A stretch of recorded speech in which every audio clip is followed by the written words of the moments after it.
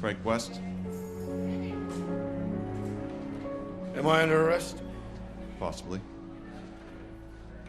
Leaning towards yes. That depends. On? How well you work with others. Oh, well, shit, that's never been my strong suit.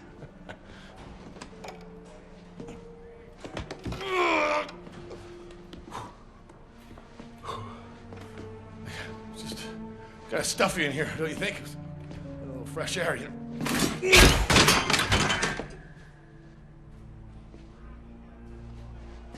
I really thought that would work.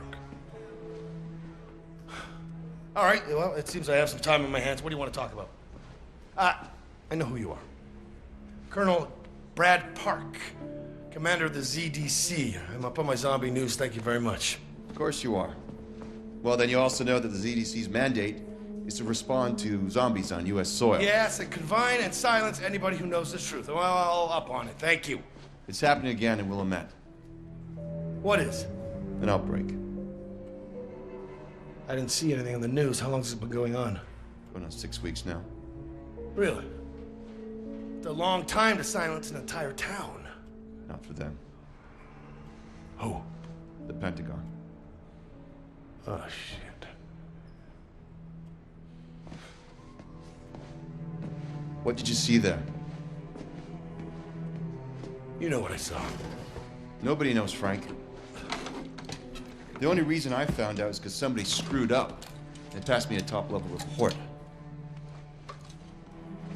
This reservist training center, I have yet to see anyone who's actually stationed there. All communications in and out of the town are gone.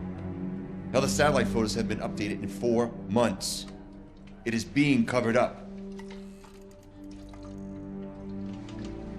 But all that pales in comparison to the mystery of why you, Frank West, are teaching a goddamn night class instead of being 2 steps ahead of me on this. I quit.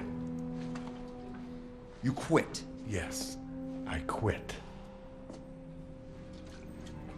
Do you know how many outbreaks I've been part of? How many I've covered? And what thanks have I gotten? Huh? Nothing.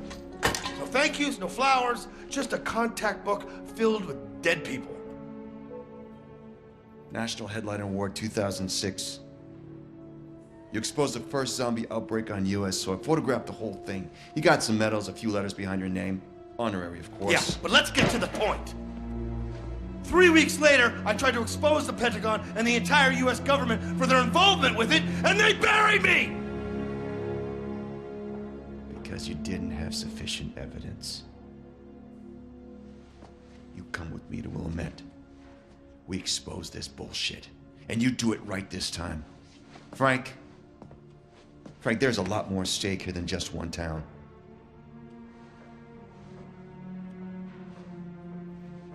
No. I'm out. Whoever breaks this, they're in for some big gains. Maybe even win back something. But actually, I'm surprised that you let an amateur rip this up from under you. What the hell are you talking about? This is one of your students, isn't it? Ooh. I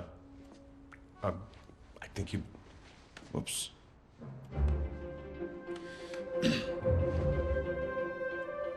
Vic.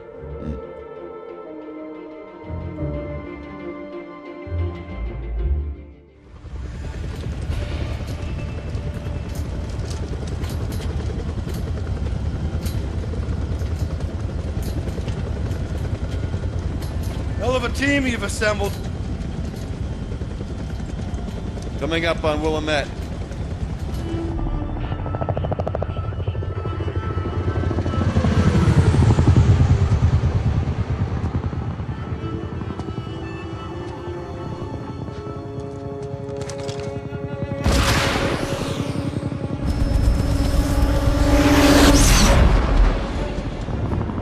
Get a squad out there. Capture or kill, your discretion.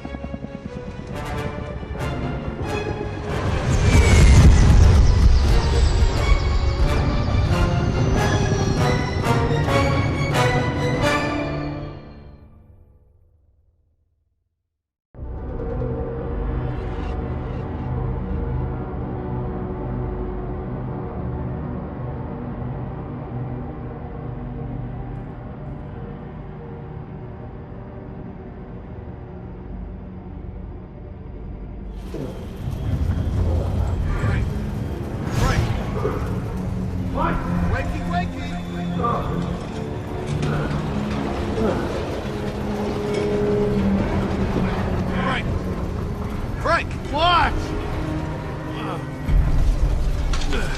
Wakey! Why do you keep saying that? Oh man, somebody broke your helicopter. There's that keen I've heard so much about. Oh, finally! Welcome back to Bread Rising 4. It's time to get into some actual zombie combat while we pick up, you know, regular firearms and to shoot zombies with, and regular weapons that aren't fun to use. Wasn't that what we were afraid of when we were playing Dead Rising 3? That it would lean too much on guns, and here we have an entire fucking inventory space dedicated to guns? Okay, when I mentioned firearms as one of your little subspaces, that also counts for combo firearms, so thank God for that. And, wow, that zombie's doing a great job of planking on that piece of helicopter there. It's a living statue. Well, undead living statue. He's doing the mannequin challenge. Go, zombie, go! Alright, one nice thing I will say about Dead Rising, and it has to do with the realism of all goddamn things. Yeah, realism, got it. If you shoot a zombie in the head with a gun, it dies, instead of past zombie games where it might have, like, shrugged it off a little bit. This also works with human enemies. You shoot them in the head, they die. I like how we're in the Amazon food court. I knew Jeff Bezos was behind this. I spent millions on a zombie outbreak, just so the mindless masses could buy from Amazon. Hey, if you're not a Prime member, you don't get Zombrex. Oh, shit! Actually, that'll probably be a lot less expensive than buying Zombrex outright. Well, shit, let me sign up then. $100 a year for my doses of Zombrex? Oh, you only get one per year. Oh. Gotcha. Can I get free one-day shipping at least? Sure. You have to take it every 24 hours, that's okay. That's fine, I'll just buy in bulk. So, here's something that happened between Dead Rising 3 and 4. Weren't these people vaccinated? Yes, they were. It was required by law nationwide. It doesn't make any sense. Because Nick carried the antibodies for the cure. That was mass-produced and created a zombification vaccine. So, zombieism does not exist anymore. Or isn't supposed to exist anymore.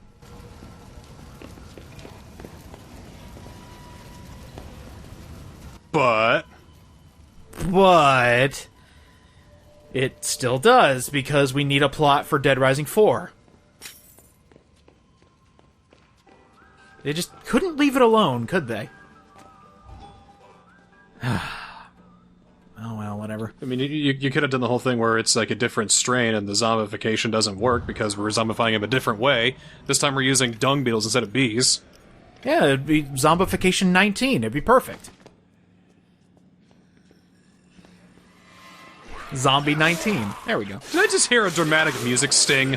Oh, yes you did, because there's more than one zombie on screen, and I think one of them was running. You want to go into every restaurant and location you can find, because you get, for some reason, you get free prestige points every time you enter a different store. I think it's because the game is keeping count on how many stores you're going into, so it's an easy way to get experience, if anything. Because there's no time limit. You can freely explore all you want. Yeah, I suppose we should talk about that now. One of the main aspects of Dead Rising that was stripped away from this version because focus groups told them they hated the time limit was there is no time limit. You can play this game as long as you want. Can we stop now? No. I had to make that joke. Not until I rip this game a new one. Play as long as you want while I'm done. Mm-hmm. Yep, later. There's a few other things they stripped out of this, but I just actually want to talk about that time limit thing. That was one of the reasons I loved 1, 2, and 3. Because if you weren't strong enough to beat the game, and, you ran out of time because you were fighting this really hard boss, you take all that you learned from that previous playthrough and apply it to the next one and get farther. It felt good to advance. You could just say, to hell with the time limit, let me just take a playthrough to do whatever the fuck I want. That was actually in one of the official trailers, I think, where the time ran out and the mystery was gone, and then it was like, oh wait, you can still just play the game, level up, mess around, find out some of the intricacies of the game? What a great idea! Actually, I had a fun idea about the photography here. Like, last episode I noticed that Frank's camera is, like, super fucking futuristic. Yeah. So I'm thinking, alright, he goes into Willamette, and, the helicopter crashes, and fuck, his camera is destroyed. Oh, you're thinking Metroid tactic? I'm thinking upgradable cameras. Ooh, that'd be nice. He goes to a Kodak camera, to like a cheap digital camera, to a professional camera, to a super futuristic camera. Oh man, I can even take X-rays. That'd be kind of cool. It can hold more, you can get more experience from that shit, it'd be great. And the thing is, if we had the time limit, we could keep our cameras throughout the playthroughs. I really appreciate the help! Oh hey, a free combo weapon from a survivor. A Marlin crossbow? Yep. A fishbow. It shoots living marlins into the zombies, and it, wiggles around and kills the zombies. Remember when the combo weapons used to make sense? In a logical sense, yeah, a lot of them did. I actually want to talk about that Survivor, since we have a couple extra seconds. Survivors actually have a different use than they did in 1, 2, 3, and 4. The survivors in this game actually power up safe houses, which is a mechanic we'll get into in the next episode. But you definitely want to save survivors this time. And another small detail that Dead Rising 4 improves on, I can't believe I'm saying this, but when survivors got crowded in 3, there wasn't an actual way to tell what zombies were too close in order to... You couldn't tell which ones you actually had to kill in order to save the survivor. In this one, they have a little skull and crossbones above their head, so you can tell. So here's how you change your wardrobe. Ooh! M. Bison. Oh. Now, in Frank's Big Package, and eventually the Xbox One got these free updates as well, just for fun, they added 5 Street Fighter costumes. No Ryu, no Ken. Well, there's a reason for that. We'll get into that in this episode, actually. Cammy outfit all the way. Mm-hmm. Gotta go with Cammy. We also get Guile. And this costume after Guile is actually part of one of the DLC packs. And we'll be touching on the other DLCs in later episodes. There's a time and a place for everything. Cupid. You sure it's not a Kid Icarus outfit? The crossover of the century, my man. Nah, I think for now we'll just go OG Frank until I get annoyed.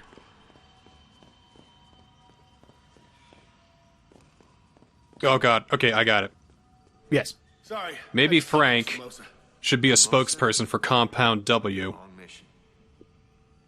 I've covered warts, you know. You know, Frank Woost would be the type of guy to advertise the fact that he gets rid of warts. Yeah.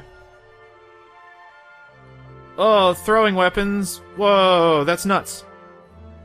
So, along with having 3 different inventories for 3 different weapon types, there are actually shortcuts for the face buttons. Pressing left bumper it'll switch automatically to your throw item, whatever you have equipped. Pressing X or Y, I believe, goes to your melee weapon that you have next. And pressing the right trigger will actually do your most recent firing weapon. So there are shortcuts.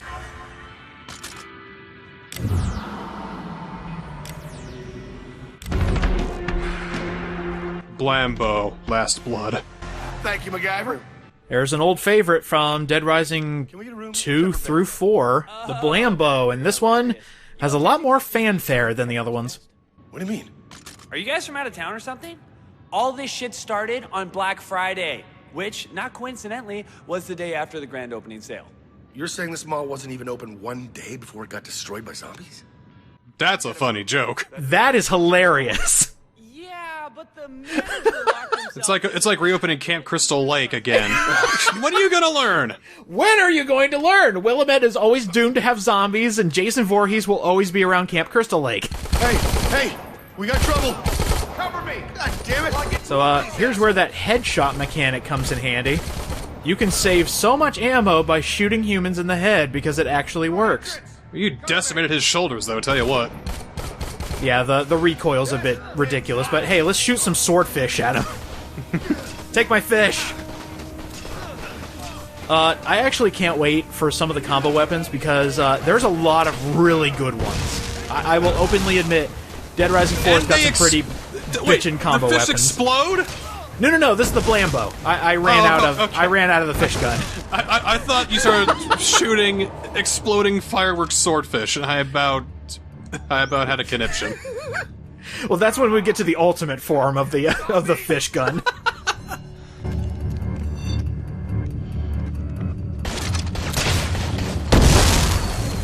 See, that I love the particle effects that are happening on here.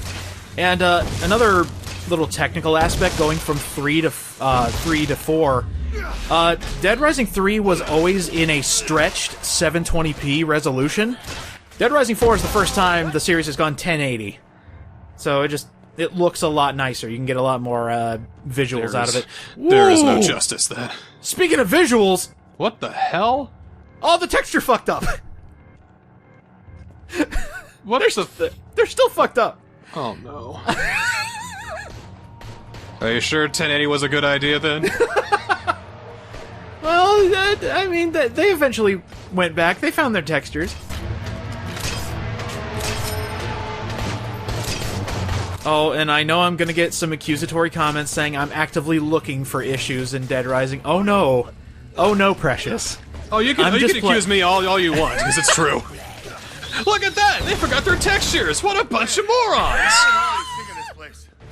Look at that! The blood is clipping on those things now. I will reiterate, I am no hitman.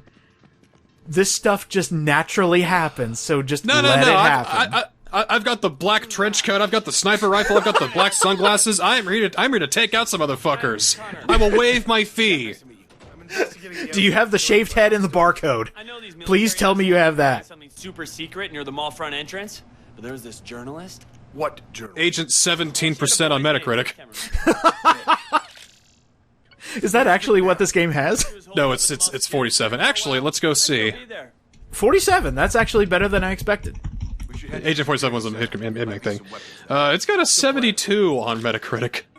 72. That's about a C. But a 4.8 in the user score. Ooh, yeah. Military jerk-offs. Actually, when I was going through the Xbox store, because I did have to pick up all the missing DLC that I didn't have for this amazing Let's Play, it's about 2.5 stars out of 5. Wait a minute! Alright, I'm reading a review here. Saga fans and newbies will both enjoy Dead Rising 4. The first will enjoy it because there are zombies and 1,000 ways to finish them.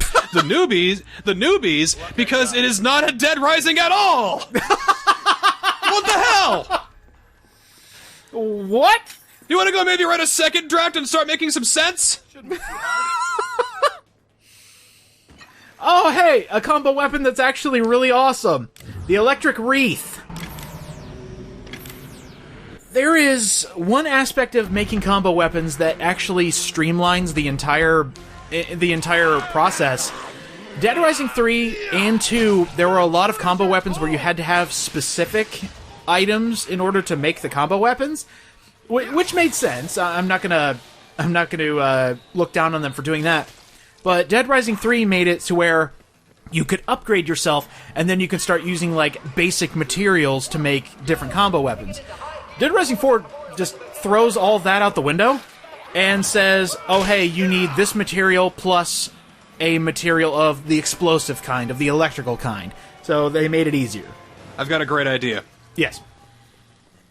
I'm thinking like a game designer, like thinking of ways to have fun with the game, unlike these guys. So Frank West, he's kind of new to this whole combo weapon thing because he didn't normally do that. It's kind of weird that he now knows how to do it, though. Right. So, let's say that there's you can get like scrap metal, scrap parts, and you can use those to make like super awesome, crazy combo weapons. Or you can use it to like upgrade the ones you have so that they have more durability. So that way, when you can make junk combo weapons. It's like, what if I take a Christmas wreath and a can of cooking oil? Well, that didn't work, but I got 5 junk parts out of it.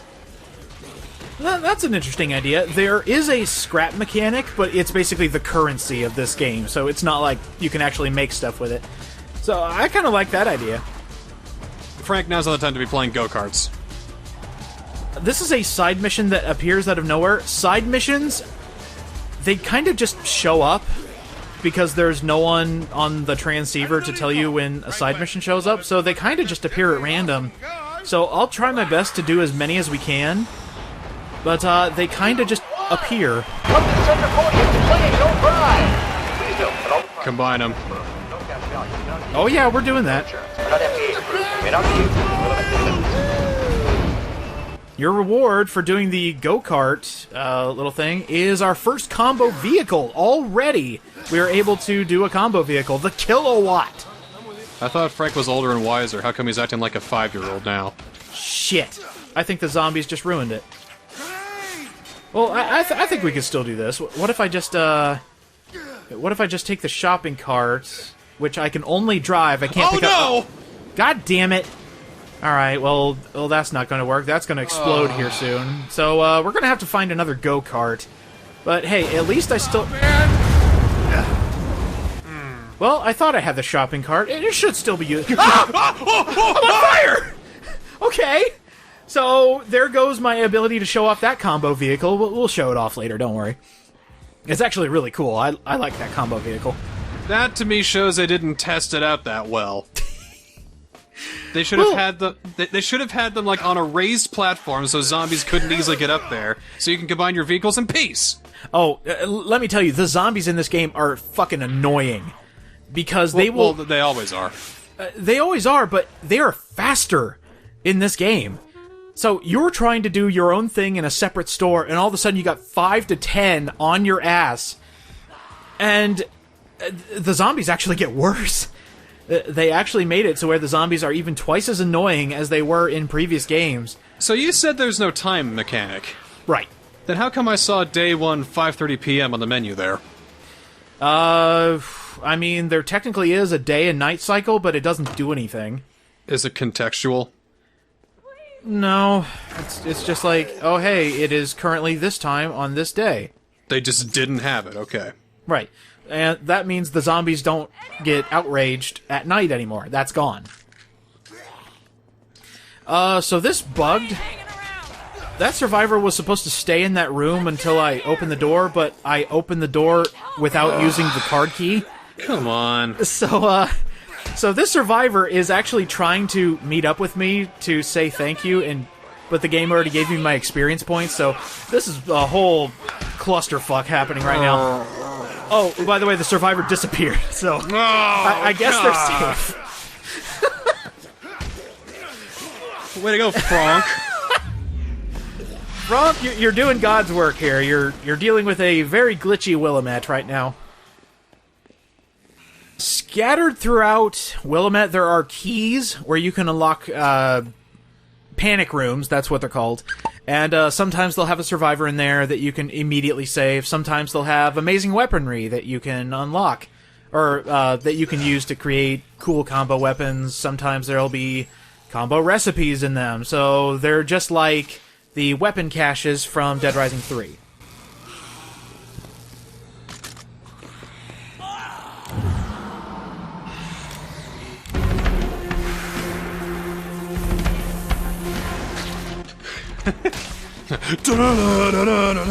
I really like that little piece of music they play there. It makes it seem like you're in such a high intensity for making a crossbow that shoots fireworks. I mean, what if you were making, like, the fish crossbow? Hold on, let me take this living, breathing fish and put it on a crossbow. Da-da-da-da-da. Maybe they should have, like, you know, different music stings. Like, you got the da-da-da-da-da-da when you're making the Blambo. But if you're making the Marlin crossbow, it's Ocean Man, take me by the hand. Well, I'm just thinking, if we brought back, like, all 7 different Freedom Bears, it'd just be like, oh yeah, let's take this big LMG and put it together with the bear. La la la la la la la la la la la la.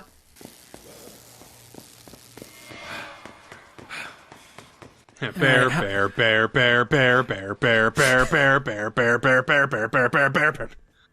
All right, I think that's enough of the regular game for this specific update. There really isn't a good way to find cutoffs for the different episodes, so they're just going to kind of end as we go to Capcom Heroes!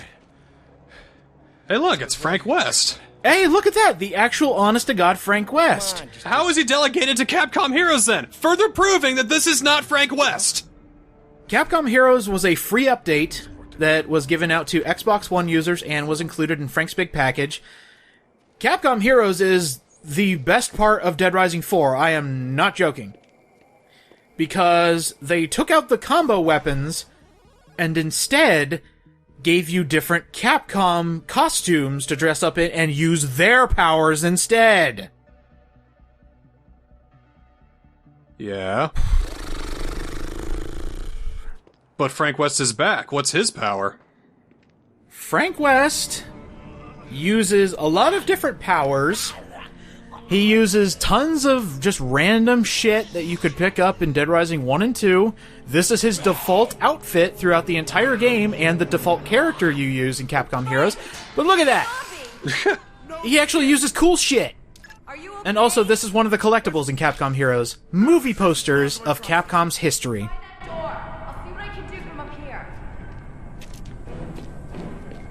Feels like it's too little too late, though. Oh, it definitely is. I mean, this didn't heal the wound. It just... In fact, I think it just added salt because everyone was like, oh, hey, you made Dead Rising good years after the fact. Or, sorry, a year after the fact.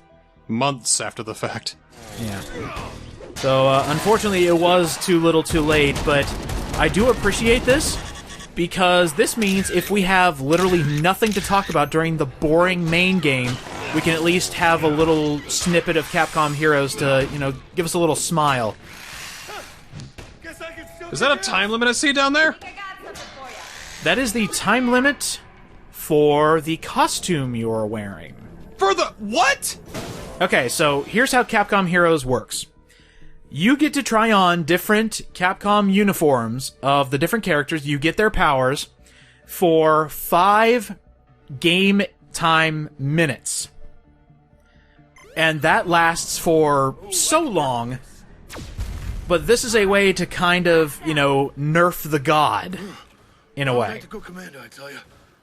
That doesn't make me happy. Why do you have to add so many caveats to what's supposed to be fun?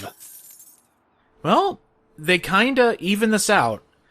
By the way, the collectibles in all of Dead Rising 4, because there are separate collectibles for Capcom Heroes, and I thought 7 different collectibles to 100% seemed like a bit too much, so Dead Rising 4 actually includes ways so that people at home can find the collectibles. You don't actually need me to tell you where they are, so I won't.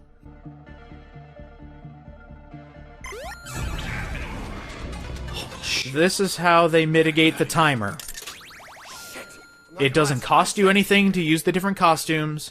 You can just choose whichever one you want for whatever situation you have. These arcade machines are everywhere. So let's say you get tired of playing as Mega Man, you just go over to the arcade machine and choose Frank or Dante or anybody else you may have seen in the arcade machine. So this is how we're finally gonna get our Okami and Asura's Wrath cameos? Those of you in the audience, please keep it a secret as to what Capcom Heroes are actually in here, because I want those to be a surprise.